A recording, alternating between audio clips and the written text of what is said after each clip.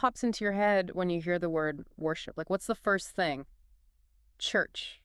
Singing. Maybe like a really sick guitar solo. Right. We toss that word around a lot, but today we're going way deeper. Yeah. Uncovering a kind of wild truth about worship. It's not just something we do, it's like built into us who we are. Ooh, I like that. Right. So we're diving into this awesome piece called Worshipper's Manna. I've heard of this one. Oh, yeah. Have you read it? I have. It's good stuff. Oh, it's so good. And the author makes this point that, like, getting worship is, like, the key to understanding why we're even here, which is a pretty big claim. It's a big one, yeah. Totally. And they use this idea called the law of first mention, which I think is so interesting. Yeah, what is that?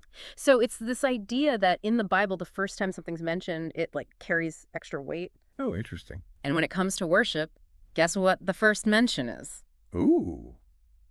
I don't know. What is it? It's the story of Abraham almost sacrificing Isaac. Oh, wow. Yeah. Heavy stuff. Like tense. So intense. But Worshipper's Manna points out that Abraham being willing to, go there, it wasn't just about, like, blind obedience. Right. It was him, like, totally surrendering to something way bigger than him. Letting go. Yes. And that is, like, the core of what real worship is. You're not in control. You're putting your faith in this higher power. It's funny. I always thought of worship as something you do for a higher power, not like something... Well, you surrender to. Yes. Yeah. Like you give yourself over to. Exactly.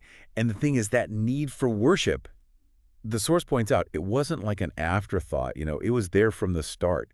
Even before Abraham, God created Adam and Eden to have that fellowship and that connection. That's a form of worship. So it's like built into the universe itself? Exactly. It's in the fabric of creation. Which actually, that makes me think about something else from Worshipper's Manna. It talks about the very first act of worship and the very first worshiper who, went off course. Does you mean Lucifer? Yeah. The OG fallen angel. Worshipper's Manna talks about this void that happened after he fell, like this gaping hole in creation, because perfect worship was gone, and it's almost like we were created to fill that space. So wait, are we saying like humanity is here because an angel messed up? Yeah. That's a lot to think about. It's heavy stuff, right? But the source, it connects this void to why so many of us feel lost. Like we're missing something. We're searching for something more. That pull, Worshipper's Manna, says it could be that pullback to worship, to surrender, to connecting to something bigger. So we're all looking for that belonging, that purpose, and maybe real worship is the answer. It's definitely a thought-provoking idea, right? Totally. But, okay, so we've talked about surrender and connection, but how does Worshipper's Manna actually, like, define worship? What does it actually mean, according to them?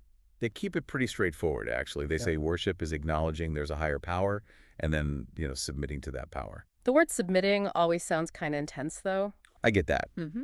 But think of it less like blind obedience and more about like aligning yourself with what's true, what has real meaning. Mm-hmm.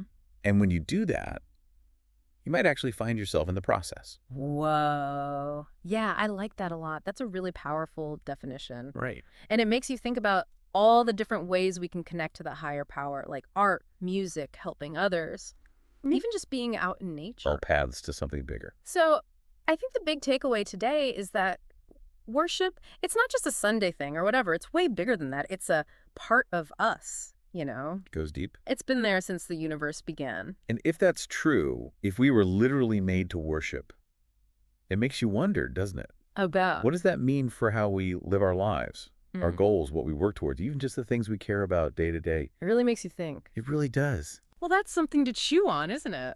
Definitely something to ponder.